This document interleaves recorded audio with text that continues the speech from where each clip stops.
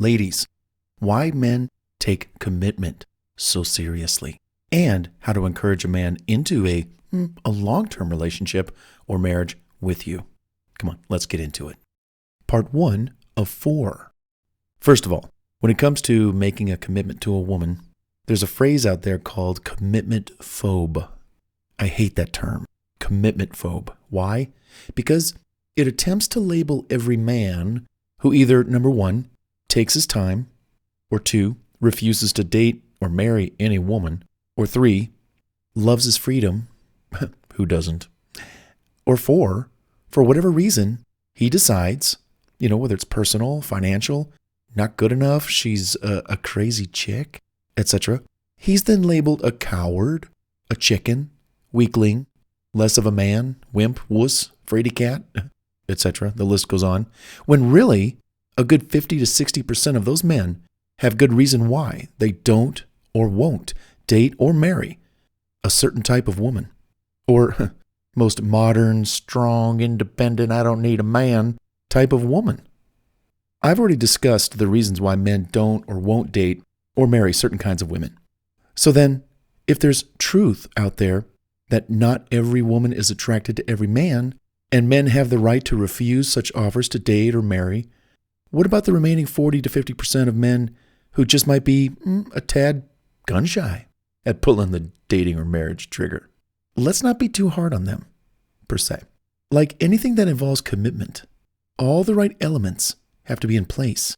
They have to be present, healthy, good for both parties, and often something that can be better than what's currently being sold to all of us, both men and women out there.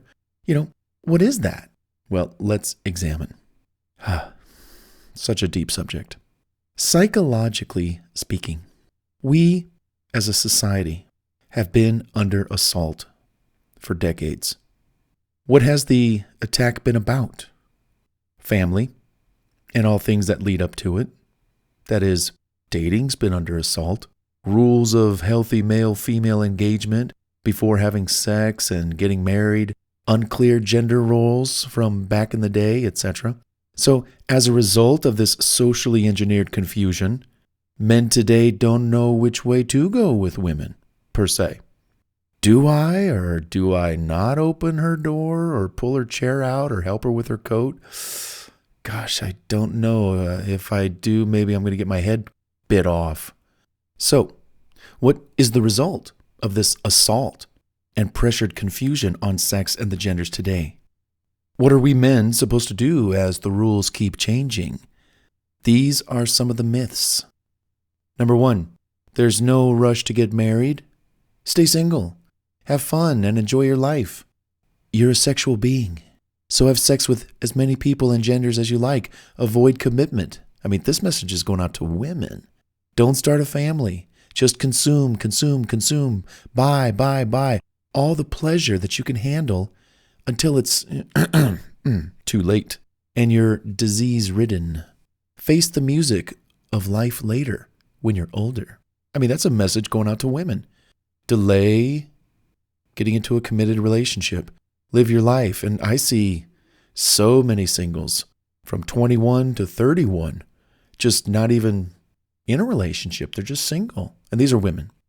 Number 2, dads, for example, are all deadbeats.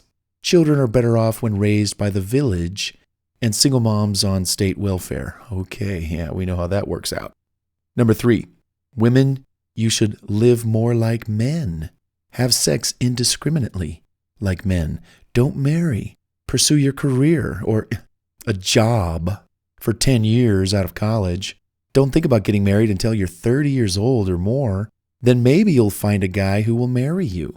That is, after you've dated 3 to 7 guys a week or a month and you still have your looks. I personally know some women in their 30s, and they've told me point blank, Bart, I'm so lonely. I don't think I'll ever find a man to marry me. And not because I haven't tried to find one or the one for me.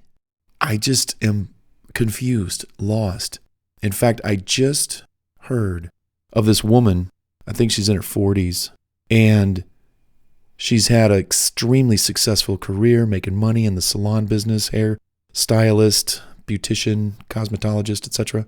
Making money. And she said, I'm single and I want a family. I don't want the money anymore. The money. After a while, it's, money doesn't hug you back. Money is it's just digits in a bank account, which is nice to have. Don't get me wrong. But, this woman said, and she broke down in tears, I just want to be loved. I want a family. But she was in her 40s. What did she do with 20 years, 20s, 30s? Let's do the math. For example, in another situation, let's say women had spun around for 10 years of their life, maybe 20 through 30. They didn't get married. Maybe they made some money, like this other lady. Hopefully kept most of it. Key situation there. Kept most of it. Dated some. Had some drinks and entertainment with the guys that she met. It went well, but it never lasted. She should have been able to save approximately $3,000 a year. 10 years later, she should have about $30,000 tucked away in savings, right? This ought to make her highly eligible if she loves a guy and he doesn't have much money per se. But remember, women marry 90% of the time into wealth, not the other way around. That said, if she marries and gives birth to her first child by 36, she'll only be 50 years old when the child enters high school as a freshman. Not bad, right? Until the kid's friends ask him or her, oh, is that your grandma picking you up? And the child replies, no, that's my mom. Oh, sorry, dude. That's actually a real story. A woman told me that because she gave birth to her son at 42. The message here is we've all been effed with in the head and heart. And folks, to do things that are contrary to our natural instincts, which is to prepare ourselves early on to find someone, not many, get acquainted, talk with them, date them for a reasonable period of time, 6 to 12 months, plus or minus, enjoy several flirting moments and dates of romantic nature, only to find out that they're pretty well prepared to spend a good lifetime with you, or at least a large amount of time in a committed relationship. Oh, all of this should have taken place in their 20s, mid-20s, late 20s. But that's not what's happening today with women. We talked about it earlier. We've been effed with. And with what used to be a well-paying job back in the day, or job security back in the day, or a college degree that used to be worth something in the open market, those two young lovebirds might even take the plunge without thinking, commit to one another on the spot and get married. That was the old times. Those were the old days. Back then, weddings didn't cost $15,000 or more. They were more like $500, $1,500, But that's when the dollar had purchasing power. What's become of this situation? In today's terms, yikes, it's out of control. Are you starting to sense something here? Society, our dollar, our values, our core purpose in life, our livelihoods, career potential, earning potential, and more has been under tremendous psychological and subliminal assault for going on 50 plus years. Who's to blame? Who knows? The media, Hollyweird, our school system, government, progressive junk think tanks who think they know better, elites, foreign entities, unelected people. The list goes on and on.